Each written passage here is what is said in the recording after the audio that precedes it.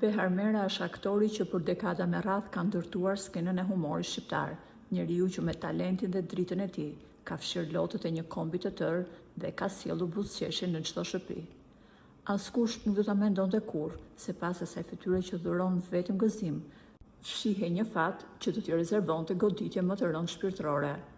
Prej tij kemi pritur gjithmonë spektakël, batuta dhe energji pozitive që na ngrinin pesh zemrat, por jeta në mënyrë të pamëshirshme ndryshoi rrjedhën brenda një nate. Sot pritshmëritë tona për të parë sërish atë artiste qeshur në skenë janë thyer në mijëra copa.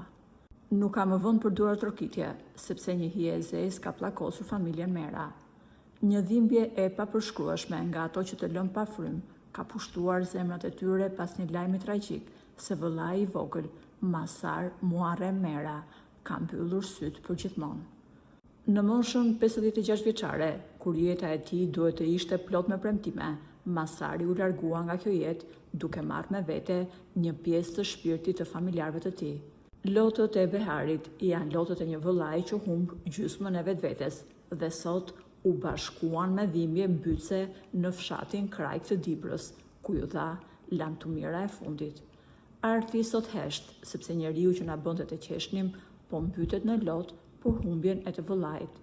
I shprehim ngushëllimet më të thella familjes Mera. Vëllai i aktorit u preh në paqe dhe Zoti i dhënë forcë familjarëve për të përballuar këtë humbje të parakoshme.